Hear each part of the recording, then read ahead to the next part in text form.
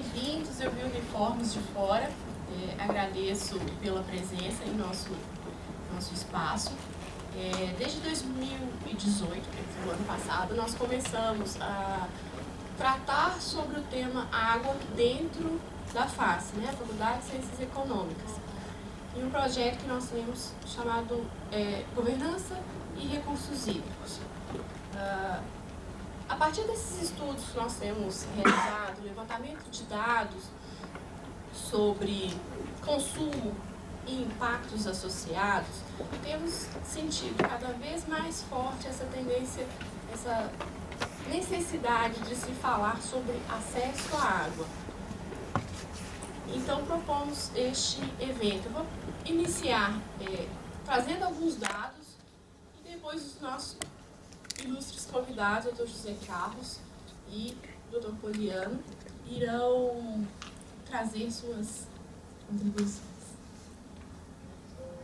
Essa é uma foto interessante que ela nos mostra como é frágil essa pequena camada que protege o nosso planeta. Eu digo que tudo que a gente faz no nosso corpo, que é a nossa morada, impacta nossa casa, impacta o nosso planeta. Essa é a nossa casa comum. E tudo impacta ela. Esse costuma ser chamado de planeta água. Será? 70% é água salgada, apenas 4% é água doce e menos de 1% está disponível para consumo.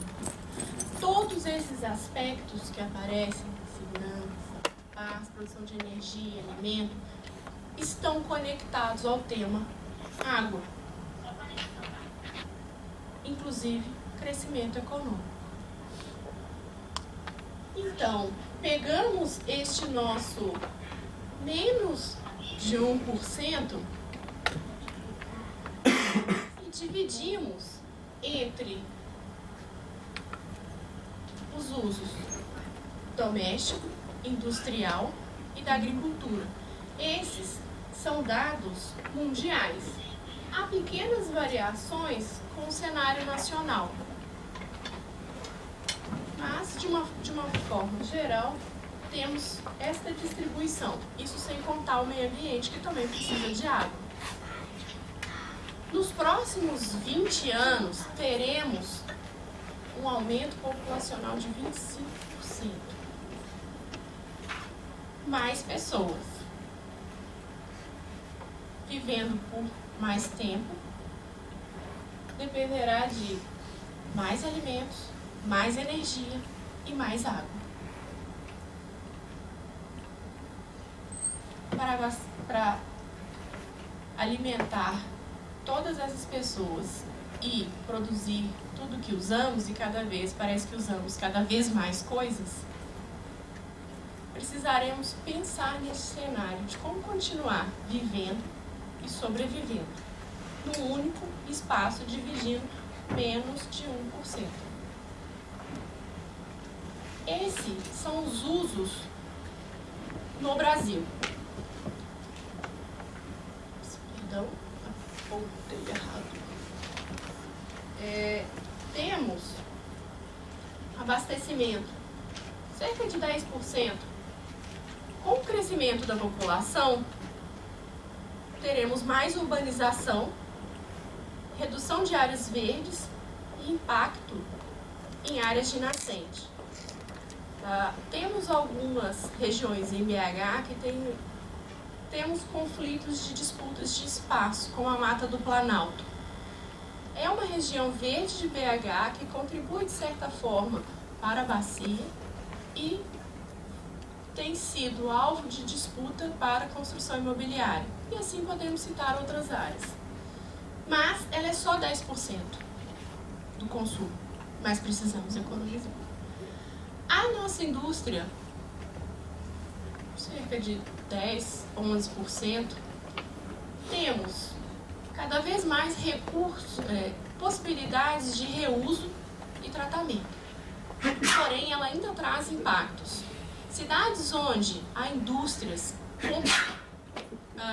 grande demanda de água, Ambev, né, Coca-Cola e outras, há conflitos, sim, porque reduziu a disponibilidade de água nessas cidades. Itabiri, sul de Minas e outras cidades que perceberam alteração, né, no abastecimento após a introdução dessas indústrias. E a mineração, que temos visto o quanto ela pode impactar o nosso ambiente, não só pelo processo de extração, degradação, lavagem, que também utiliza, mas os casos das barragens. Então chegamos o agronegócio. Se eu tenho uma população crescente que vai precisar de mais alimentos, se hoje ela já usa 67%, como vamos fazer para produzir mais alimentos? Eu tenho uma população que demanda espaço, mais água, e eu tenho um agronegócio que depende também de mais espaço e de mais água.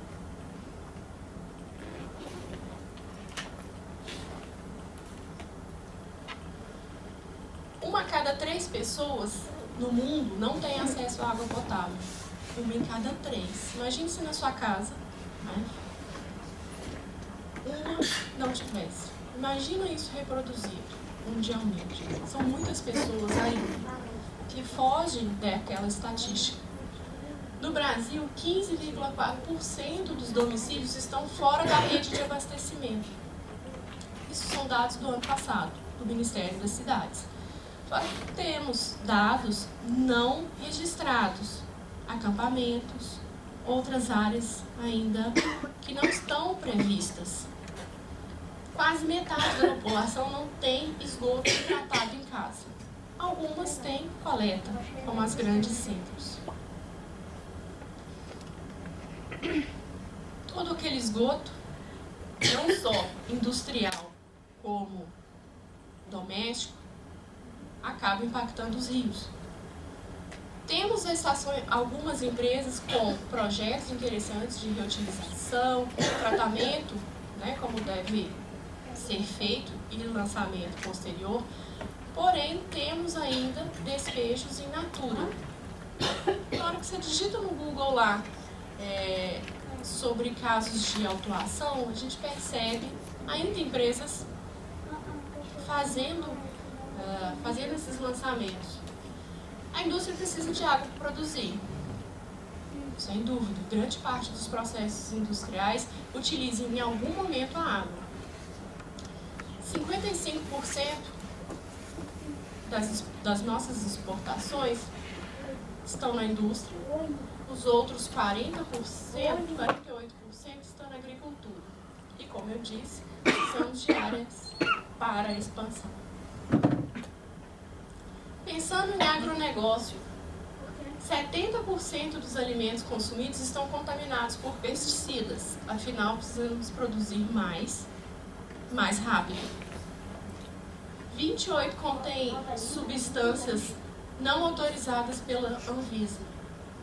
7 é o número aproximado de litros de veneno que cada brasileiro consome por ano. Em 2019, o Ministério da Agricultura validou mais 169 defensivos agrícolas. Então, eles não entram nesse percentual, porque isso é recente. Por favor, mantenha essa.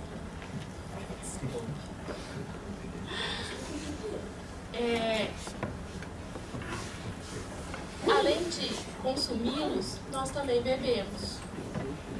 Temos um coquetel de 27 agrotóxicos na água. Então, além de comer, bebemos agrotóxico? Sim. Em uma pesquisa recente, vocês podem consultar neste site, foi feita uma pesquisa dos agrotóxicos, foram testados. Foram encontrados 27. Por que eu destaquei o testados? Nem todos são testados. Só esse ano foram 169. Esse aqui está está na legislação para que as empresas de tratamento de água façam os testes. E no mapa ainda temos muitos locais onde não foram feitos. Vocês percebem que a densidade de agrotóxico, os 27, é muito alta.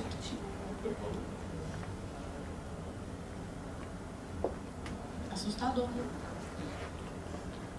Então, novamente, dividir menos de 1% com uma população cada vez maior para consumir, produzir e sobreviver. Quase todas as atividades humanas dependem da água. Esse é um termo que a gente gosta de nos poupar. Eu não posso dizer que são todas. Mas qual não utiliza? Sempre quando eu falo de água, eu pergunto isso. Vocês conseguem me ajudar a pensar qual processo, qual produção não tem água? Em alguma fase dela. Se alguém se lembrar, por favor, me ajude. Eu ainda não achei.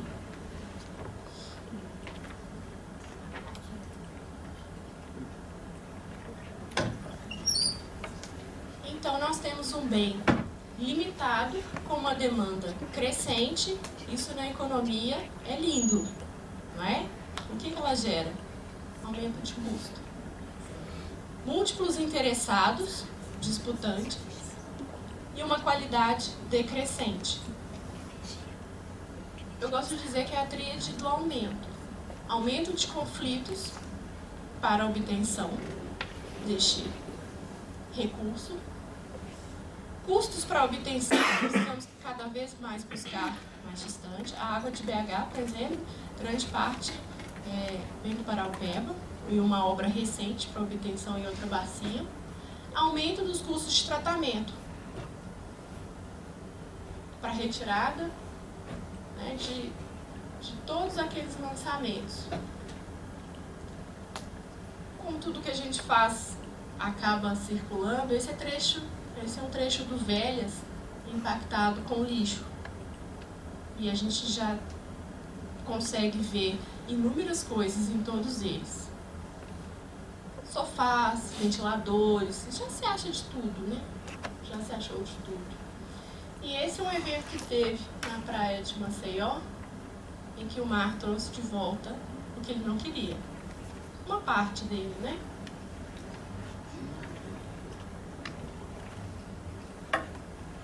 Um projeto, né? Surf no lixo. E os animais também impactados. Se este animal morreu pela quantidade de lixo que ele ingeriu, você acha que isso chega na gente? Com certeza. Essas são ondas de plástico no oceano. Mas espera aí, tá lá? Não, tá não. Bom, ele vai se decompor até microplásticos. Porém, 90% do sal já contém microplásticos. Isso tudo mostra que estamos contaminados com microplásticos. Uma pessoa ingere até 120 mil partículas de microplásticos por ano. Estudos mostram que não apenas respiramos, mas também comemos e bebemos. Agrotóxico, lixo e outros poluentes, inclusive o plástico. Outros poluentes também. Como viver e crescer neste ambiente, eu chamo carinhosamente de um cenário do caos. Só para discutir, não apenas alguns desses cenários que cada um vivencia de uma forma, convidamos esses doutores para nos ajudar. Dr. José Carlos, ele foi ex-ministro do Meio Ambiente, também trabalhou no IBAMA e tem uma longa história na área ambiental e em defesa, uma história linda. que sempre contribui. Doutor Poliano, igualmente. Como o doutor José Carlos vai precisar sair mais cedo, peço que, caso vocês tenham alguma dúvida, anotem, por gentileza, que depois eu repasso para ele. E a gente retorna com as respostas.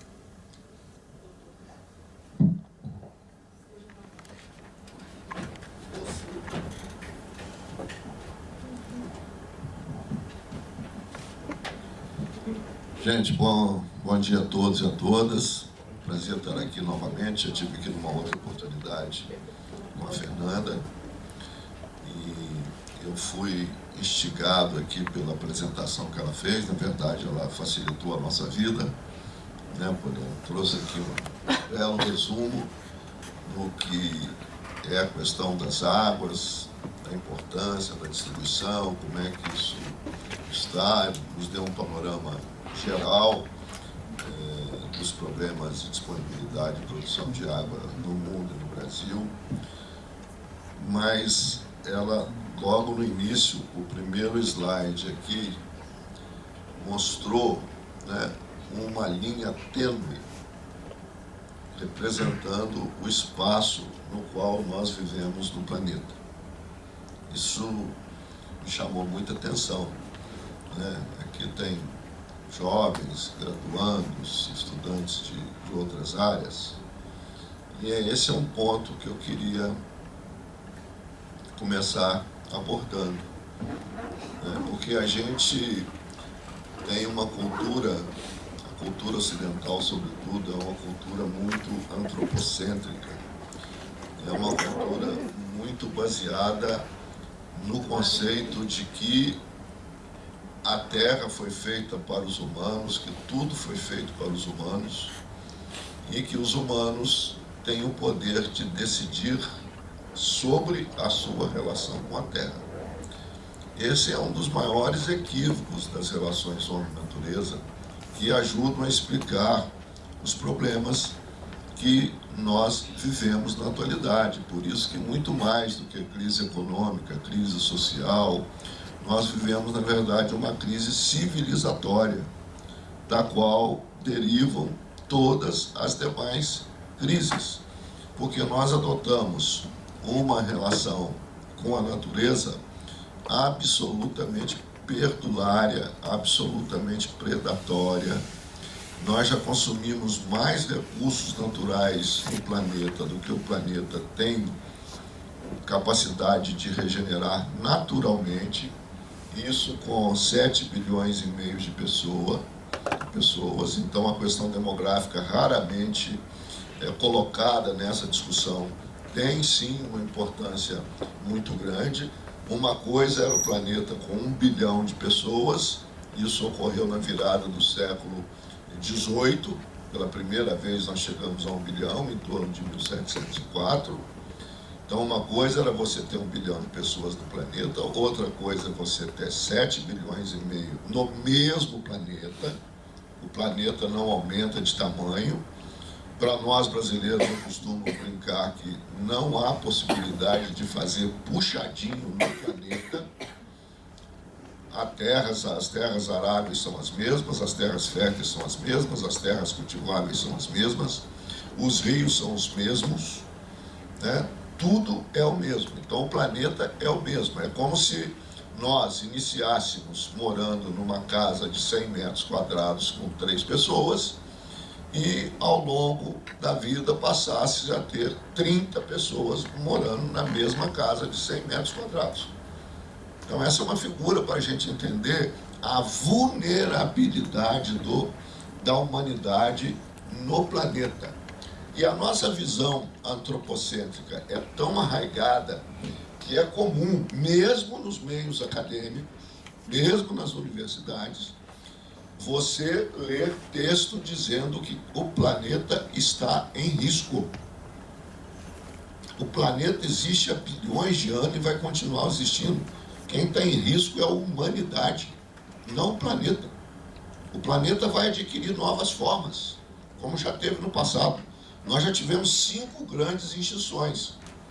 E não significa que não vamos ter a 6ª. Nós agimos como se estivéssemos na última etapa da evolução de Darwin, que é a lei da evolução, e que não vai ter mais, que parou aqui conosco e que não vai ter novas etapas da evolução. Então o planeta Terra é um planeta pequenininho no horizonte do universo, extremamente vulnerável, e é naquela linha tênue que nós mostramos ali, naquela capinha, mal comparando, o planeta pode ser um ovo de galinha. Nós vivemos na casca do ovo. Isso é planeta na sua relação com o universo. E para citar um exemplo assim, bem concreto, que eu gosto de usar nessas ocasiões, a 10 quilômetros daqui, exatamente a 10 quilômetros daqui, onde nós estamos aqui na UFMG, tem um lugar com temperatura em torno de 45 a 50 graus negativos e não há vida. É 10 quilômetros daqui. Alguém arriscaria? Exatamente. Se você subir 10 quilômetros, menos do que daqui no Anchieta, de onde eu vim para fazer essa conversa com vocês. Você vai ter temperaturas nessa faixa e você não tem oxigênio suficiente para viver. Se você descer 10 na mesma profundidade, idem. Então nós vivemos numa capinha, que é aquela linha tênue que foi mostrada ali. Então, se a civilização não adquirir novos comportamentos, novos hábitos na sua relação com a natureza, novos hábitos de consumo, como foram mencionados todos aqui. Eu vou evitar recorrer aos dados, porque a Fernanda nos deu aqui um panorama extraordinário da realidade. Então, o que eu gostaria aqui é de refletir sobre essa realidade. Então, esse é o nosso dilema, né? Todos os dados apontam que em 2050 nós seremos entre 9 e 10 bilhões de pessoas. E eu insisto, no mesmo planeta, na mesma casa, né? Se o planeta é a casa comum da humanidade, essa casa não aumenta de tamanho porque está aumentando de tamanho a população. Isso é uma questão crucial para a gente entender a nossa vida no planeta e as nossas relações com a natureza. E quando nós falamos de água, de meio ambiente, mas de água especialmente, é da vida que nós estamos falando. Essa é uma questão crucial. É da vida que nós estamos falando. Não há vida.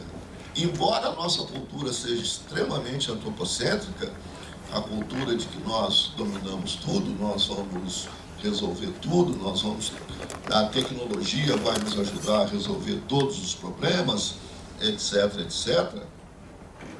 Essa visão antropocêntrica muito arraigada, ela vai criando mitos. Ela cria mitos. Primeiro, o mito de que os recursos naturais serão infinitos. Então, é o mito de que os recursos naturais continuarão existindo à nossa disposição. Nós já temos, no terceiro milênio, exemplos concretos de que esse mito está sendo desfeito, inclusive em relação à água. Vamos pegar o Brasil, que tem mundialmente uma das maiores abundâncias de água do mundo por causa da Amazônia, né? Talvez nós só perdemos para o Canadá em razão da extensão territorial e da quantidade de água gelada que eles têm, mas temos muita água mal distribuída. Você tem essa água toda concentrada na Amazônia. Aqui mesmo no Brasil, embora sendo o segundo país com o maior volume de água do mundo, nós temos 1 milhão de quilômetros quadrados do semiárido, que corresponde a uma área maior do que a Grã-Bretanha, com escassez crônica de água. E recentemente nós tivemos oportunidade de acompanhar a chamada crise hídrica que ocorreu em São Paulo, onde houve uma ameaça concreta de falta de água para atender a demanda da população, no Rio de Janeiro, Belo Horizonte e Brasília, que passou por mais de um ano de uma escassez severa de água. Isso surgiu nos últimos 2 anos. Até 2, 3 anos atrás, isso não era previsível, nós achávamos que tinha água. E quando a gente vai examinar o debate da solução, quem acompanhou a crise de São Paulo, principalmente, que foi a mais visível, aliás, eu costumo dizer que, para mostrar a importância, as desigualdades regionais do Brasil, a imponência do Sudeste em relação ao Nordeste, o Nordeste tem uma escassez de água crônica, porque é natural, de oferta baixa, desde que existe, né? Então, o Nordeste sempre conviveu com falta de água. Quando chegou no Sudeste rico, a falta de água virou crise hídrica.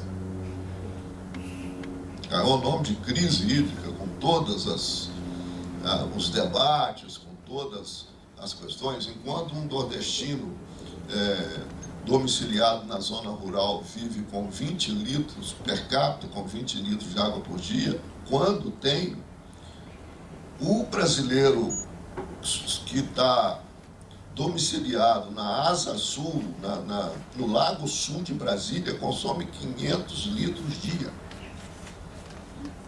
Então, essas são questões que reforçam o que a Fernanda apresentou aqui, para a gente entender com precisão a natureza do problema. Então, com a chamada crise hídrica, nós no Brasil, praticamente, depois de 500 anos, vivemos uma realidade que não tínhamos vivido antes, de lidar com uma escassez de um recurso natural.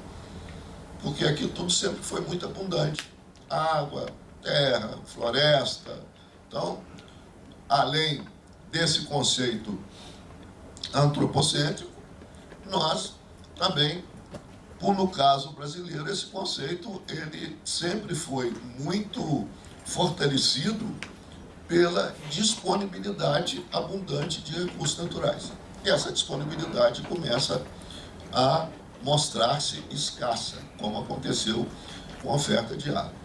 E sempre que eu discuto esse tema, e depois o Poliano, o professor Poliano certamente vai falar disso com muito mais propriedade, pela experiência dele, tanto acadêmica quanto nas lutas dos movimentos sociais. Quando a gente foi discutir o debate, quem acompanhou na televisão, nos jornais, nas mídias sociais, a questão de abastecimento de água em São Paulo, Belo Horizonte, Rio, mesmo Belo Horizonte, a Fernanda citou aqui que uma das soluções dadas, e ela realmente era necessária, não estou questionando, mas depois eu quero fazer um complemento, foi de grandes obras de infraestrutura hídrica, né? De fazer novas aduções, novas captações, etc, etc. Como se água nascesse em reservatório. Então, qual é a solução dada? Olha, vamos investir mais em infraestrutura de reservação de água, vamos fazer em infraestrutura de adução de água, como se a água nascesse em reservatório. Ou, fazendo uma análise mais direta com relação à natureza, como se a água nascesse na calha do rio. Esses são os grandes equívocos que dominam o encaminhamento dessa discussão e que acabam contaminando a nossa própria visão em relação à nossa relação com a natureza. A água não nasce em reservatório, né? Todos sabemos do ciclo, do ciclo hídrico, do ciclo hidrológico, de como a água nasce, precipita, cai, infiltra e volta à natureza. E isso é um ciclo que ele não pode ser tratado apenas num pedacinho. Então não adianta você fazer grandes investimentos. Vamos pegar um exemplo concreto aqui, que foi a captação do Paropeba. Gastou-se não sei quantos milhões de reais para fazer a captação do Paropeba, e nada foi feito para recuperar as nascentes a montante do ponto de captação, que é onde realmente nasce. A nascente, na verdade, é a torneirinha da natureza, porque a água que nasce ali, ela está vindo dos aquíferos que estão protegidos num determinado espaço geográfico. Então, a nascente, por si só, ela revela que ali tem uma torneira que está saindo a água que a própria natureza cuidou de guardar nos aquíferos e no subsolo.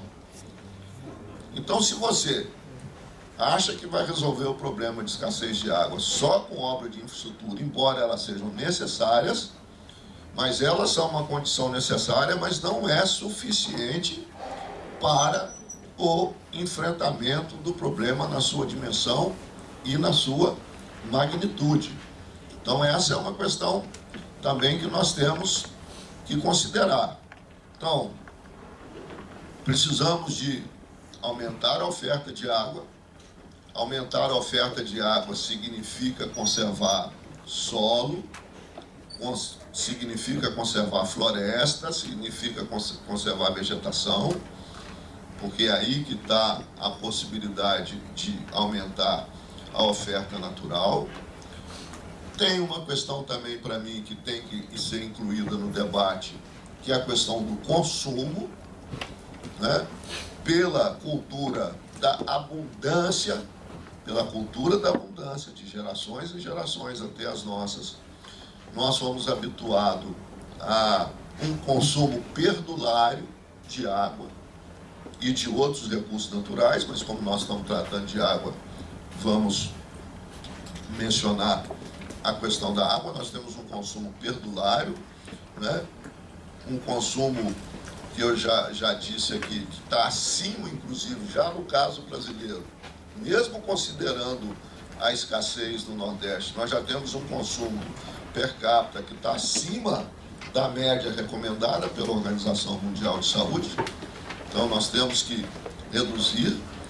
A nossa política de saneamento, de oferta de água, ela também é, na verdade, orientada por esse equívoco, porque a nossa política de abastecimento de água, ela é baseada numa demanda ilimitada, numa demanda elástica, ela não é baseada na oferta real que a natureza pode nos oferecer. Então, se hoje o consumo é de 120 litros per capita, a infraestrutura vai ser montada para 120, se passar para 150 vai aumentar a infraestrutura para 150, se passar para 200 vai querer aumentar a infraestrutura para 200. Isso não tem base na realidade. Nós vamos ter que passar a fazer as nossas políticas de abastecimento de água com base na oferta, não mais com base numa demanda elástica, numa demanda ilimitada de água, como se as pessoas pudessem consumir água de qualquer maneira, fazer piscinas de tudo quanto é jeito, cada casa ter uma piscina e assim por diante. Isso não tem mais sustentação na realidade, sobretudo em razão do aumento da população, né? Porque essa relação continua com uma relação imutável. Você aumenta a população, tem o mesmo número de recursos naturais, a mesma disponibilidade, é natural que isso pressupõe um desequilíbrio. Eu queria, depois desse comentário, entrar num ponto fundamental, para depois o Poliano poder nos brindar com o comentário dele, que tem a ver com gestão de água, né, que é o tema caro da Fernanda. É muito bom, eu já tive aqui, já disse isso aqui, inclusive vou repetir. Vim discutir gestão ambiental, especificamente de gestão de águas, num setor da universidade que normalmente não trata desses temas, mas que é fundamental, porque se nós falamos em gestão, necessariamente nós estamos falando de administração de economia. Esse é o elo faltante no meu entendimento, da administração do Sistema Nacional de Meio Ambiente e do Sistema Nacional de Gerenciamento de Recursos Hídricos. Por isso que está a palavra gestão, né? Gestão ambiental, gestão de recursos hídricos.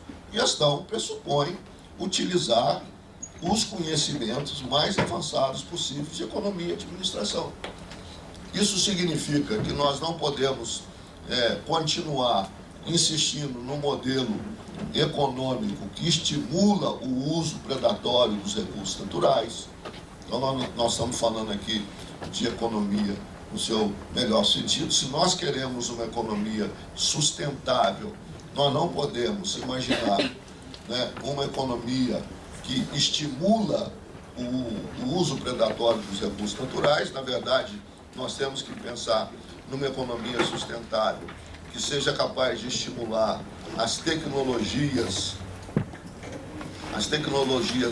que estimulam o uso mais racional dos recursos naturais, de uma economia que valorize a reciclagem, de uma economia que valorize o reuso, de uma economia circular, enfim, de novos padrões de desenvolvimento econômico diferente daqueles que nós tradicionalmente usamos, e sobretudo de uma economia, sobretudo a economia neoclássica, que põe todo o seu foco para o desenvolvimento do consumo.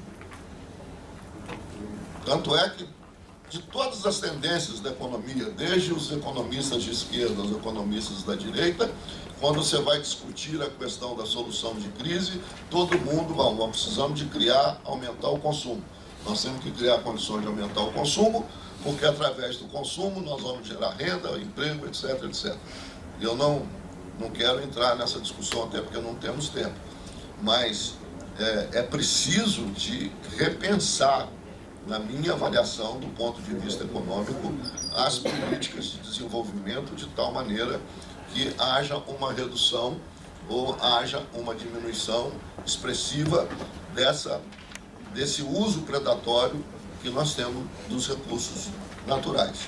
Então, a maneira de encarar isso é desenvolver mecanismos de administração de escassez. Como nós estamos sendo colocados pela primeira vez em situações de escassez, é natural que as nossas políticas econômicas terão que mudar a sua abordagem. Elas não terão mais uma abordagem levando em conta uma abundância de recursos, mas cada vez mais levando em conta uma escassez de recursos.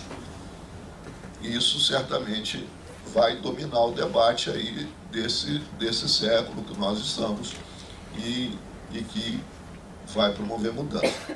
O outro, que é um público também fundamental, que é a ciência da administração. Nós não vamos conseguir ser sustentáveis apenas com o conhecimento tecnológico de ponta, né? Como se apenas as tecnologias de uso dos recursos fossem essenciais, sem os conhecimentos das ciências econômicas e da ciência da administração. Então, quando nós falamos de proteção de meio ambiente, estrito sensu, nós valorizamos mais as ciências de ponta. Quando nós falamos de sustentabilidade, inexoravelmente, nós estamos falando também da dimensão econômica, e isso pressupõe falar das ciências da administração e das ciências econômicas. Então, é por isso que é muito importante, muito legal para mim estar aqui, podendo discutir esses temas.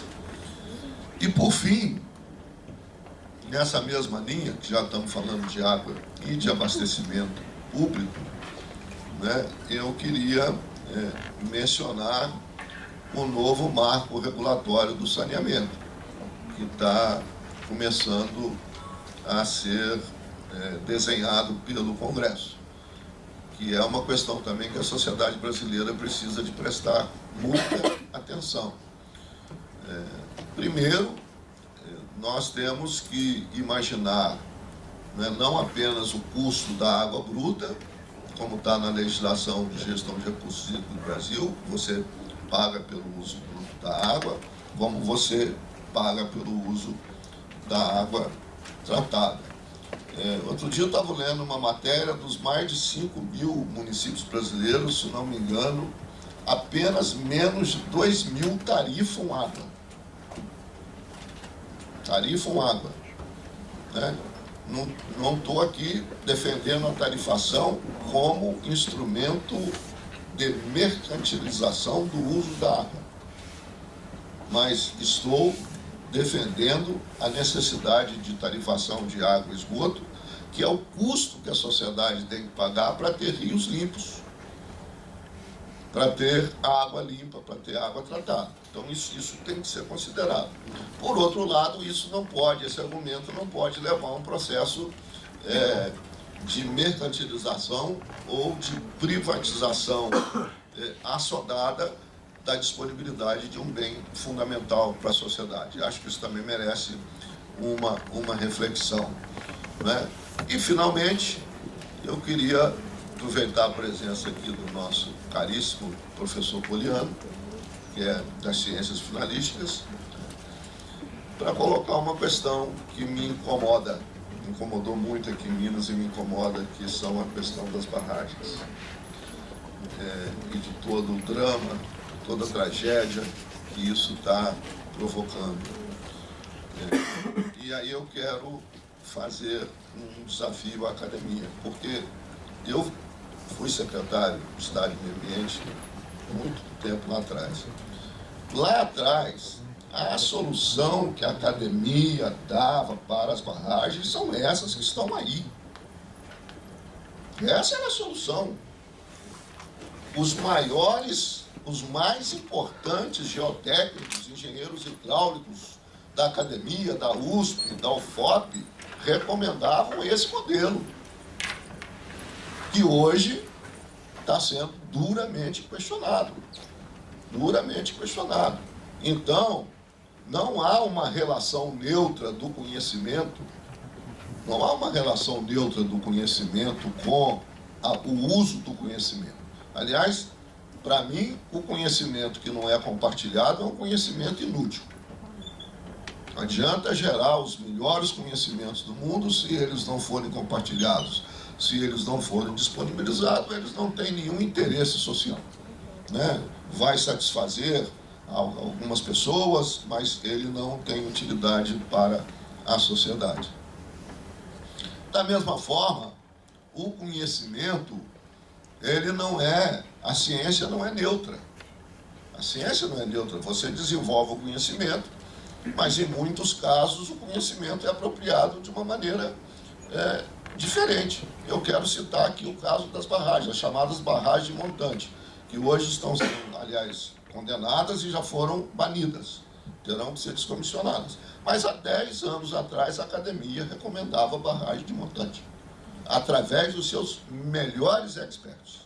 Não estou falando de um engenheiro recém-formado, não. Estou falando dos considerados papas. Né? Pode verificar quem assinou, as pessoas que assinaram os projetos executivos das barragens que foram rompidas. Então é preciso também colocar essa questão para que a gente possa, né, a partir da geração do melhor conhecimento, fazer com que tenha uma gestão de águas baseada na racionalidade, né, levando em conta as tendências de escassez. Né? O Poliano certamente vai tratar disso aqui, quer dizer, nós já tem determinados períodos do ano que a captação do Velha chega a quase 100% da disponibilidade. Então, se aumentar mais o consumo, não tem. Porque como é uma captação a fio d'água, se o rio baixa de volume, se a vazão baixa naturalmente o potencial de captação.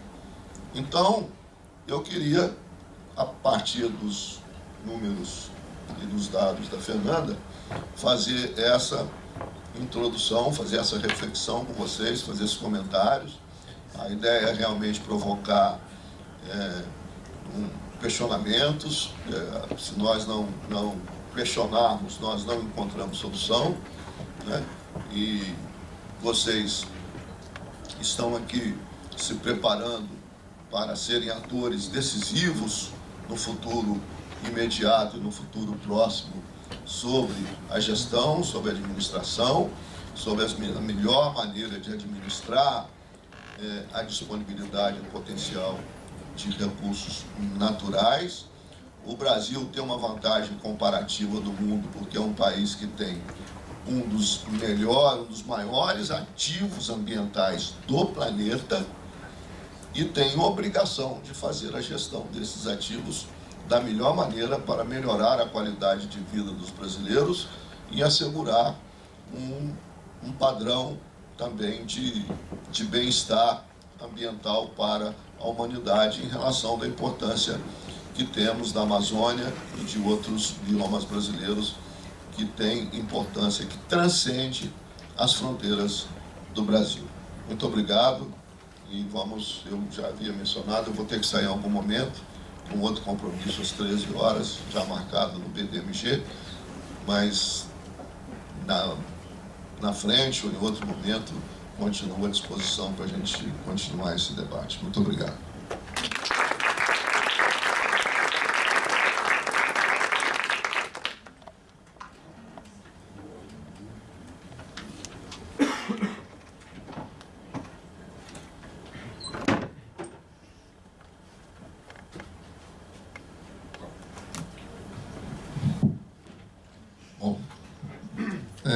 Bom dia a todos e a todas. É sempre um prazer aqui. Eu acho que, lamentavelmente, eu gostaria que esses debates se fizessem mais dentro dos governos, né? Dentro das assembleias, congressos, para que a gente tomasse decisões mais coerentes com tudo isso que a gente está dizendo aqui, né?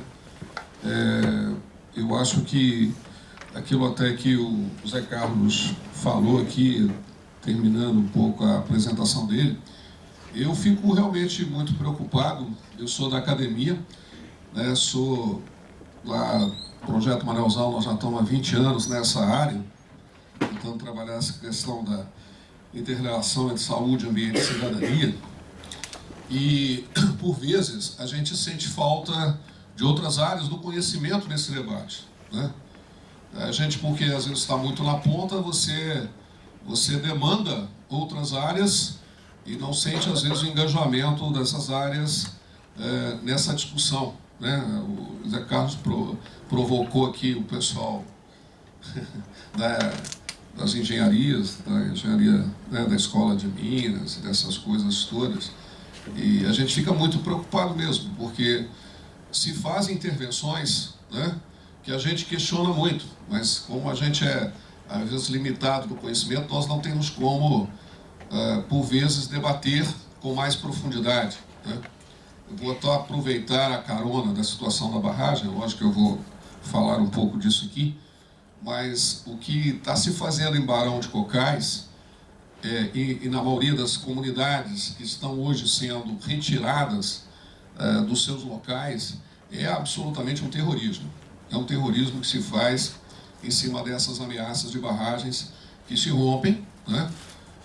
Para os quais a gente não tem muito diálogo, porque a Vale chega e impõe a sua forma de raciocinar, diz que aquela população não tem outra solução a não ser ceder terrenos, propriedades que são caras às pessoas, para fazer intervenções de empreendimentos que elas não foram capazes de garantir a sua estabilidade, né? Então é muito sério isso. Mas eu vou dar um toque nessa situação. Deixa eu passar só o controle aqui, só o treinamento aqui. Bom, só para... algumas coisas, a Fernanda e o Zé Carlos já falaram, eu só quero reforçar alguns conceitos aqui que eu acho importante. Vou tirar.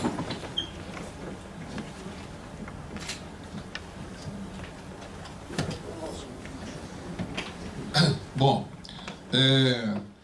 por que a gente, até da área de saúde, entrou muito nesse debate? A primeira ideia que eu gostaria de desmontar, já que essa é uma desconstrução, que a saúde é basicamente um problema médico. A saúde é um atributo de qualidade de vida da sociedade. A saúde é produto de uma sociedade, de um modelo social, econômico, que nos permite usufruir de condições mínimas de habitação, de saneamento, de educação, né? Isso é que gera saúde. A doença coletiva é fruto de um ambiente e de uma economia absolutamente doente. Então não há que se atribuir à medicina a possibilidade da salvação da saúde pública, né? A gente evidentemente tem um papel nessa história, mas há que se pensar que saúde é um atributo da sociedade, do modelo de sociedade que tem, né? Nós, por exemplo, somos uma das maiores sociedades do mundo que consome drogas que são, para a linguagem aqui, psicoativas, que são antidepressivos, né, tranquilizantes, etc. e tal. Então deveríamos ser uma das populações mais felizes do mundo, né? E nem por isso, né? Somos das populações que mais consomem drogas antiparasitárias, para verme, né? Deveríamos ser os que menos têm doenças, mas não é esse o cenário. Então, nós temos que entender que essa saúde advém da qualidade de ambiente que a gente tem, né?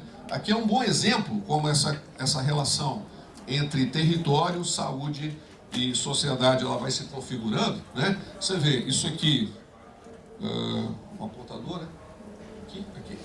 Então você vê isso aqui, seria o que seria um curso da água urbano, né?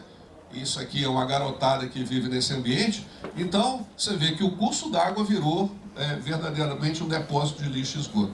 Isso gera presença de vetor, doença, e aí nós temos esse universo que vai de zika, chikungunya, febre amarela e agora até febre maculosa nós estamos tendo dentro do meio urbano. Então você imagina o que significa isso em deterioração da qualidade ambiental. Então, na medida em que a gente não cuida do nosso ambiente, nós geramos o nosso próprio processo de doença, então não temos que se espantar com o resultado. A gente pergunta, mas por que tem tanta dengue, tanta chikungunya, tanta zika? É porque nós não cuidamos efetivamente da nossa qualidade ambiental. Nós estamos simplesmente colhendo os frutos desse processo, né? Isso aqui é só para reforçar, né? Eu acho que já está mais do que claro. Nós não somos donos disso aqui, nós somos só inquilinos dessa história, né? E para a gente entender que nesse ambiente que a gente tem que entender que esse ambiente ele exerce funções absolutamente vitais para a nossa saúde coletiva. Isso aqui, para quem nunca viu, vocês conhecem isso aqui? Alguém identifica isso aqui, essa foto aérea? Hã? Isso aqui é absolutamente a Serra do Curral, que é a serra aqui. Olha para você ver que a gente conhece muito pouco dos nossos cenários, né? Isso aqui é a nossa Serra do Curral, né? Que hoje, infelizmente, está sendo ameaçada. Nós temos atividade de mineração aqui, nós temos atividade de mineração lá em cima, né? Então, são patrimônios ambientais que nós vamos descaracterizando, né? E vamos fazendo com que eles deixem de exercer as suas funções normais. Essa questão da água, acho que a Fernanda colocou bem, né? Eu só queria reforçar o que o Zé Carlos já falou, que, por exemplo, nós temos uma grande produção, uma grande quantidade de água no país, só que essa distribuição ela é absolutamente desigual, né? Isso é muito importante a gente entender. Que a região norte, que é a bacia amazônica, é onde nós temos 68% da nossa distribuição hídrica, mas nós temos aqui, em compensação, só 7% da população. Vamos pular para o sudeste, onde nós temos 42% da população e apenas 6% de recurso hídrico. Então, quer dizer, não dá para transpor isso aqui para cá e nem isso para cá. Ou seja, nós temos que entender que esse é o território que a gente tem para administrar e que, portanto, os nossos recursos aqui são finitos, limitados, né? E aí, para a gente discutir água, não adianta discutir água sem discutir territórios. A água não existe fora de territórios, né? Então, água tem a ver com rio, rio tem a ver com território, território tem a ver com bacia, bacia tem a ver com uso e ocupação do solo, e isso tem a ver com projetos econômicos. Aí, treinamento aqui. Isso aqui também vai fazendo o caminho inverso, né? O que acontece? Isso aí o Zé Carlos falou bem. À medida que eu faço projetos econômicos, eu modifico o uso e ocupação, eu modifico territórios, eu modifico rios e eu modifico a minha disponibilidade hídrica. Ou seja, não tem como pensar uma coisa desconectada da outra. E a gente consegue fazer uma miopia tão grande no nosso sistema que, por exemplo, os processos de licenciamento, que são na região dos territórios, né, eles são absolutamente separados das outorgas ou dos processos de gestão de recursos hídricos. Então, eu distribuo água e, por outro lado, eu licencio empreendimentos, né, que podem impactar, inclusive, a disponibilidade hídrica sem que essas coisas se conversem entre si, né? Eu não sei se todo mundo conhece aqui, mas, por exemplo, qualquer usuário de água, para que ele retire água de um determinado rio, ele tem um instrumento chamado outorga. Então, eu tenho que pedir para a retirada dessa água do rio. E isso me dá a disponibilidade que eu posso usar, né? Nós estamos consumindo tanto, que eu já falei aqui, e já falei isso para o IGAN, já falei para todo mundo, que daqui a pouco alguém vai chegar, por exemplo, no Comitê da Bacia do Rio das Velhas, que eu presido, com um monte de papel, dizendo, olha, eu tenho outorga de tanto, eu quero a minha água. E eu vou dizer, meu amigo, o rio que eu tenho não tem a disponibilidade do papel que você tem. Nós estamos distribuindo duas coisas. Uma cartorial, que eu falo, não, vou para lá para matemática, boto lá no computador e digo de um rio que não existe e falo de uma outorga que a pessoa eventualmente pode ter e transformo isso num papel. Isso dá o direito dela de tirar. Só que nós estamos chegando ao ponto que eu tenho vários pontos de conflito no rio, que já não tenho água e o cara tem um papel. Então nós vamos discutir, olha, o que vale mais, se vai ser o papel ou se vai ser o rio né, que a gente tem disponível. Só para lembrar, eu acho que essa cena é importante. O doutor Zé Carlos vai ter que sair, ok? Agradecer aí a presença, é sempre bom a conversa. A palestra de fundo é dele, vocês estão tranquilos. Mas eu acho que principalmente para essa geração nova, que às vezes eu já fiz muita palestra, e a gente pega desde a universidade até meninos de escola, né? Nós entendemos que o conhecimento tem que ser difundido a todos os níveis. Então, por exemplo, é muito comum você ir para uma escola e falar para a garotada, falar, meu amigo, olha, fundamental, é importante. Aí o garoto levanta a mão e fala assim, olha, mas não tem problema não, doutor, porque a água que eu tenho é da Copasa, né? Como se a Copasa fosse uma fábrica de água. Então é preciso dizer que a água não é produzida pela Copasa. A Copasa só capta e trata. Se não tiver água em rio, não vai ter água na sua casa. É simples assim. E outra coisa, para quem não conhece, porque muitas vezes as pessoas... Isso acontece. As pessoas têm conhecimento, às vezes, do rio urbano seu, e entende que rio é cheio de sofá, esgoto e tal. E o rio nasce assim. Rio não nasce com esgoto, rio não nasce com sofá, rio não nasce com lixo. Quer dizer, o rio é absolutamente, naturalmente, um ambiente saudável, né? Então, isso aqui são algumas cenas, né? Mas a gente conseguiu mudar as histórias dos rios. Então, eu vou mostrar algumas cenas, por exemplo, aqui é o São Mateus. Você vê, imagina o que é um rio hoje. Quer dizer, é um rio que tinha um grande volume de água e hoje está nesse ponto. Mostrando algumas cenas. O Rio Doce, né? Que era assim, né? E ficou assim, né? O Caratinga, né? Aqui dá para você ver um rio que você hoje praticamente atravessa. O São Francisco, né? Isso aqui, só para vocês entenderem, isso já é lá no baixo São Francisco, quando você está chegando já próximo ao nível do mar, chegando ao mar, melhor dizendo. Pra vocês terem uma ideia, isso aqui era ponto de captação de água. Ou seja, isso era uma torre de captação, isso aqui é uma adutora para abastecimento. Esse ponto já foi aqui e agora ele é flutuante. Ou seja, ele praticamente é uma balsa que fica ali, de acordo com o nível, ele vai puxando o nível da água. Essa cena aqui é muito importante para vocês entenderem o tamanho do impacto, do estrago que a gente está fazendo nas nossas bacias. Isso aqui era a antiga foz do São Francisco, ou seja, a camada de terra, né, a enseada aqui, ela vinha até esse ponto. Gradativamente, como o São Francisco não foi chegando ao mar, o mar foi entrando para dentro do rio. Então, gradativamente, foi remodelando a foz do São Francisco. Então, a foz em 2007, ela estava aqui. Ou seja, na verdade, não é mais o rio que chega ao mar, mas sim o mar que está chegando absolutamente ao rio.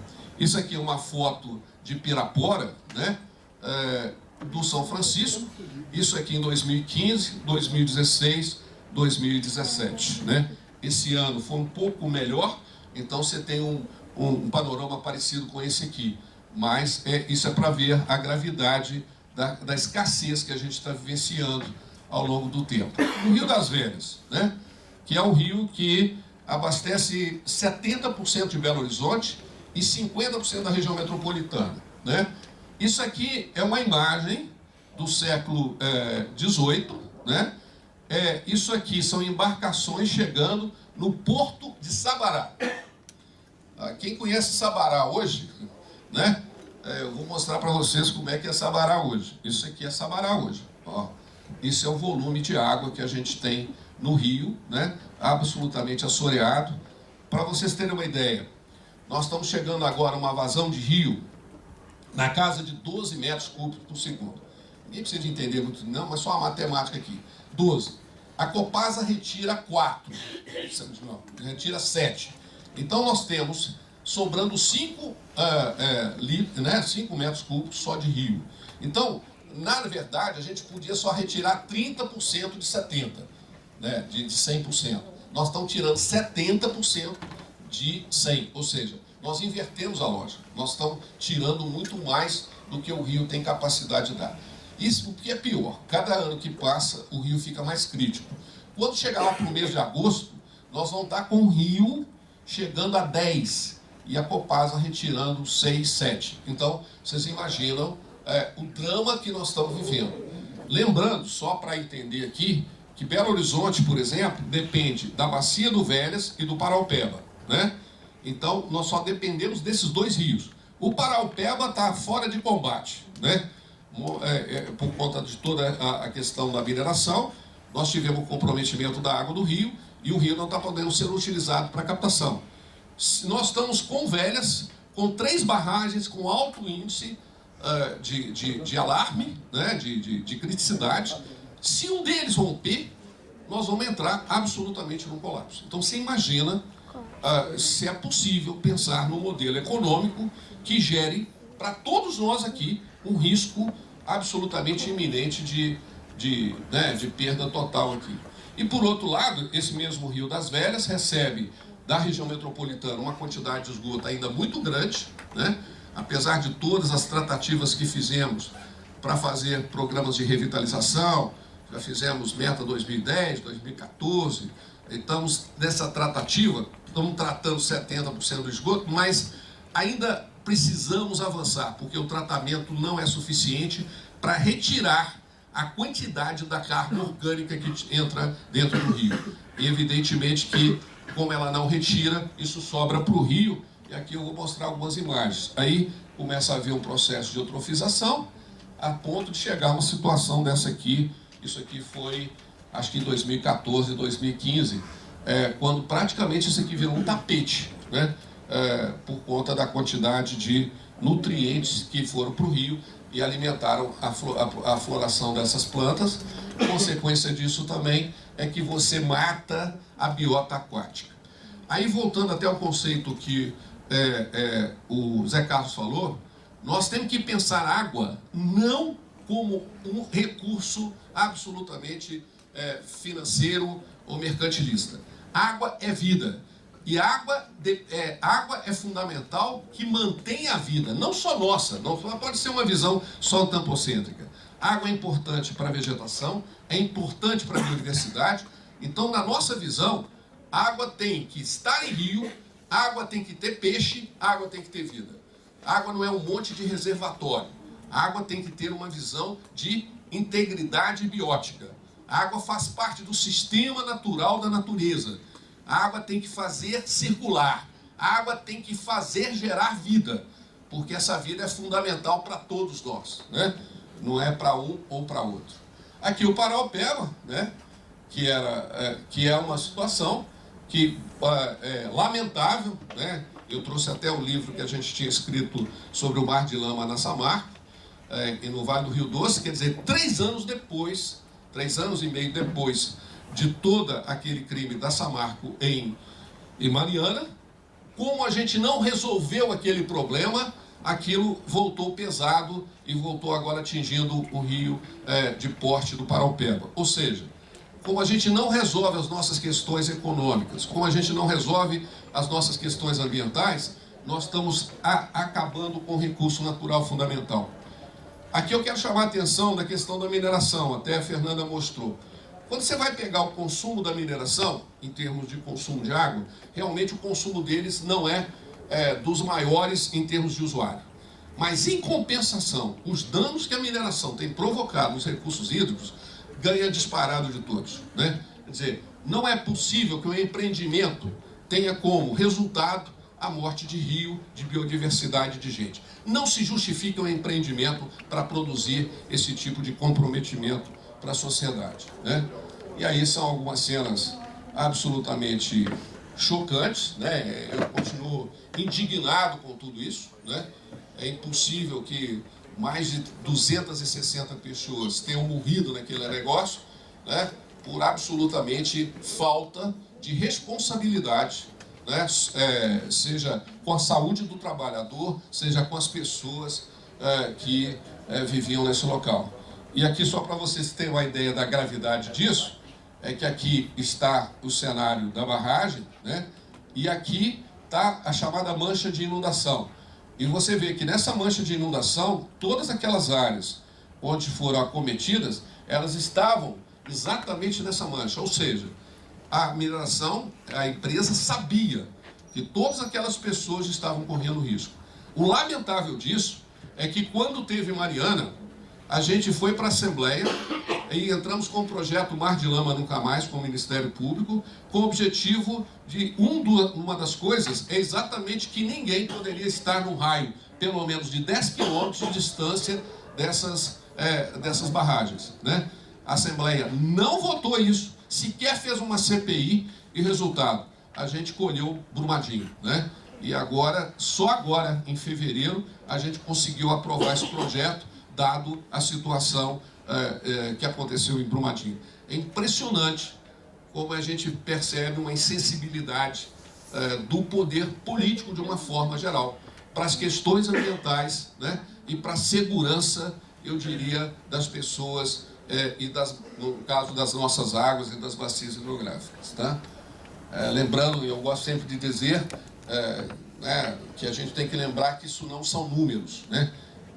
Cada um aqui é uma história de vida que a gente absolutamente não pode aceitar isso como normal, como um efeito colateral. Isso é um absurdo, e a gente tem que continuar denunciando.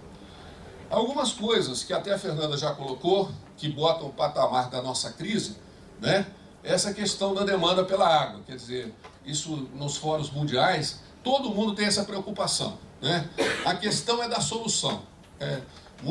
Nesses fóruns mundiais, por exemplo, o Fórum Mundial é basicamente um fórum do setor econômico. Então, o setor econômico está preocupado com a disponibilidade hídrica, o governo está preocupado com a disponibilidade hídrica, mas ninguém, na verdade, está preocupado em produzir água. É isso que o Zé Carlos falou. Todo mundo quer pensar na solução do seu problema da seguinte forma: vamos aumentar a distribuição com outorgas cada vez mais, sem saber se eu tenho água para isso. Vamos fazer reservação sem investir na produção do sistema natural. E aí nós vamos colher maus frutos dessa relação, e é o que nós estamos fazendo, né? Ou seja, só um dado importante aqui, que 2/3 da população já vive em áreas de escassez de água, ao menos durante 1 mês por ano. Então, já nós temos hoje, com esses 6 bilhões de pessoas, 7 bilhões, já uma dificuldade entre a água que nós temos disponível e a capacidade de produção delas, né? A Fernanda já salientou bem, cada vez também. Então você fala o seguinte: imagina Olha a lógica que a gente está usando. Veja bem, se a água é o bem mais natural e importante que nós temos, se todo mundo diz que preserva isso, a pergunta é, nós deveríamos ser os maiores conservadores de água do planeta, concorda? Mas não é isso que a gente vê. Os nossos rios urbanos são depósitos de lixo e esgoto, né? Todas as questões, o nosso rio vira o diluidor de todos os produtos químicos, como a Fernanda salientou aqui, os nossos agrotóxicos, né? Os nossos detergentes, né? Aquele sabão em pó que você usa todo dia na lavandeira, né? Aquilo ali tem uma composição de fósforo. Então aquilo vai para dentro do rio. Às vezes aqui não é tanto, mas, por exemplo, em São Paulo vocês já viram cenas de espuma voando, aquele negócio tudo. Isso é detergente doméstico que a gente usa. Isso é consumo nosso. Então nós estamos numa sociedade que, de um lado, ela quer a água mais limpa, potável e qualidade, e de outro lado, ela despreza todos os cursos d'água que ela tem acesso. Então, essa equação, ela não, evidentemente, vai nos dar um resultado satisfatório. Existe a tal das ODS, né, que são uma série de metas do milênio, que todo mundo, a maioria dos países assina, né, mas depois dificilmente cumpre. E uma das metas lá é melhorar a qualidade da água, reduzindo poluição, eliminando despejo até 2030, né? Mas a gente vê pouco empenho no investimento para que isso aconteça. Porque também é importante dizer, não adianta também ficar fazendo só discurso ambientalista, né? Não, se você pegar alguém do governo, vai falar, não, a água é o trem mais importante do mundo. Alguém chega aqui da indústria, não, nós vamos fazer isso aqui, que é a coisa mais... Mas outra coisa é você efetivamente gastar dinheiro para isso, né? A nossa política de saneamento, por exemplo, nos últimos 5 anos, houve um desinvestimento em todos os recursos para saneamento de água e esgoto, né? Agora, recentemente, saiu o resultado do Trata Brasil, mostrando, por exemplo, que Minas Gerais tem menos de 50% da região de todo o estado com esgoto coletado. Esgoto coletado não significa esgoto tratado, é coletado, que potencialmente alguns podem ir para uma estação de tratamento e outros diretamente para dentro do curso d'água. Então, assim, nós estamos numa política de desinvestimento, né? Aproveitando aqui, nós estamos numa política de desmonte da questão ambiental. Nós estamos o CONAMA, né? Sendo desestruturado. Nós temos hoje uma política, inclusive que está no Congresso Nacional, de licenciamento ambiental que está a ser discutido para facilitar ainda mais o que já está absolutamente vazado. Então, nós estamos na contramão de tudo aquilo que uma sociedade precisa para o seu desenvolvimento, que é a preservação dos seus recursos naturais. Porque a gente tem que pensar que recurso natural não é custo, é investimento. É investimento porque tudo que você demanda e tudo que você produz vem da natureza. Então não há como se dividir ecologia de economia. Até porque o termo, né, do ponto de vista de raiz, é o mesmo. Todos os dois é eco, né? Uma é ecologia, que é o estudo da casa, e outra é economia, que diz da atividade econômica da casa. Então essas coisas estão linkadas. Não há como separar uma da outra, né? Aqui, esse aqui eu já vou passar aqui mais rápido. Entender que uma coisa importante é isso aqui, que uma das coisas fundamentais é que as águas têm usos múltiplos. Então, a água tem que ser garantida para todos, né? No sentido de garantir a possibilidade de você ter contato natural com ela, de você poder ter biodiversidade, de fazer dessedentação de animal, de produção de energia e de captação de água de abastecimento. Então, a lei, inclusive 9433, que é uma das leis que a gente considera, do ponto de vista da democracia, do compartilhamento da questão do recurso hídrico, uma das mais avançadas que a gente tem, que está sofrendo pressão também para ser mudada, né? E é uma lei que é importante para a gente garantir essa questão da gestão. Como o Zé Carlos falou, é importante dizer que esse é o sistema natural de produção de água, né? Então, assim, nós precisamos de chuva, e aí nós temos o problema das mudanças climáticas, né? Então, cada vez mais que você aquece o planeta, você vai mudando essa questão aqui. Você precisa de ter solos com capacidade de infiltração, né? Para que isso aqui permeie lençol freático, isso gere nascentes, e essas nascentes possam gerir curso d'água, né? Então, uma das grandes coisas que a gente tem são mudanças climáticas. Aqui eu peguei só um exemplo, que às vezes a gente não entende, né? Do chamado rios voadores, que é outra coisa que a gente tem que ter, né? Porque para ter rio aqui, eu preciso, por exemplo, de ter uma Amazônia com uma quantidade de bioma, de biodiversidade, que produza água. Essa água, né, ela normalmente vem aqui para a Cordilheira dos Andes, através das nuvens, bate na cordilheira e vem para a região sudeste. Então, na medida que eu desmatar isso aqui, que eu acabar com isso aqui, eu acabo com o sistema de produção de água, por exemplo, para a região sudeste. Então, quer dizer, não tem, eu até diria o seguinte, a globalização não foi inventada pela economia, a globalização foi inventada pelo planeta Terra. Nós somos inexoravelmente ligados a todos os pontos do planeta. Então não adianta essa de que o que eu fizer aqui não tem efeito lá. Todos nós estamos linkados. Então os nossos destinos estão selados na relação global que a gente tem, né? Então se um Trump da vida decide aumentar a política de carbono nos Estados Unidos, pode ter certeza, nós vamos pagar o preço disso, né? Se aqui nós resolvemos que desmatar a Amazônia é um bom negócio, só voltar aqui, é um bom negócio, nós vamos pagar o preço dessa conta também, né? E aí alguns cenários de territórios para aquilo que a gente falou. Não adianta pensar ter água com territórios desse tipo, né? Isso aqui é uma região do Velhas, por exemplo. Olha, isso aqui está muito mais para uma desertificação do que para um território que capta e produz água. Você vê isso aqui absolutamente devastado, totalmente sem nenhum tipo de cobertura vegetal. E isso aqui, ó, vai provocando erosões, vai provocando todo um processo que vai complicando. As cidades também não fazem nada pelas águas, ao contrário, faz isso aqui, né?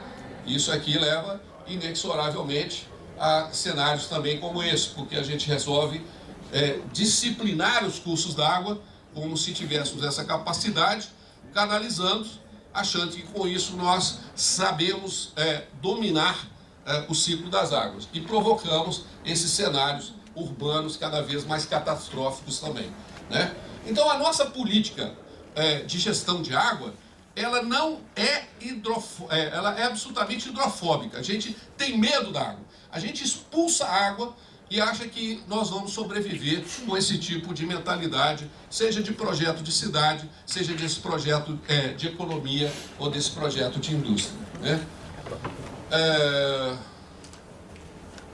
Aqui eu vou passar aqui, eu já falei da 9433, que eu acho que só para colocar o seguinte, essa é uma lei importante porque ela define, por exemplo, que todo mundo teria que, todo comitê de bacia, né, que gere um território, que é a bacia hidrográfica, deveria ter um plano de recursos hídricos, deveria ser respeitado, o que na prática não é, que você faz o enquadramento do corpo d'água, ou seja, você vai dizer se aquela água é uma água, por exemplo, classe 1, é uma água que você não pode mexer nela, uma classe especial, né? Ou se ela é uma classe 2, uma classe 3, e com isso você vai dizer de empreendimentos ou não que podem ser feitos em função desse enquadramento. Como eu falei com vocês, dar direito à outorga, que é o direito de você pedir ao comitê, eu quero retirar tanto de água e eu quero saber se tem essa disponibilidade, e o comitê outorga isso, né? Cobrança pelo uso da água, né?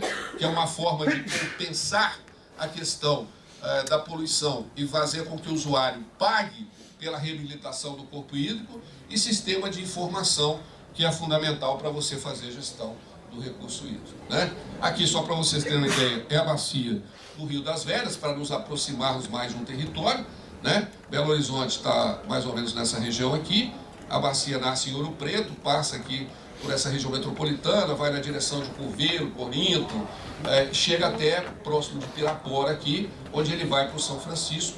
E aqui, como eu falei, você tem as classes do curso d'água. Então você tem águas que são desde classe especial, como na nascente do Velhas, como áreas como classe 3, que já é na região metropolitana, que é um curso d'água já bastante comprometido, tá? Como eu falei, a gente já fez alguns projetos de revitalização, né? Tivemos alguns ganhos, porque, pra vocês terem uma ideia, até o ano 2000, a capital do estado não tratava uma gota de esgoto. Uma gota. Então, só depois de 2000 foi feita a primeira ET, que foi a ET Arrudas, e em 2009 foi feita a ET Onça, né? Foi terminada a ET Onça. Passar aqui, se tem mais alguma coisa. E uma coisa fundamental que a gente tem visto nesse processo, que só tem uma forma da gente garantir essa questão da questão social, da questão ambiental, é a participação da sociedade. A gente precisa de empoderar as comunidades.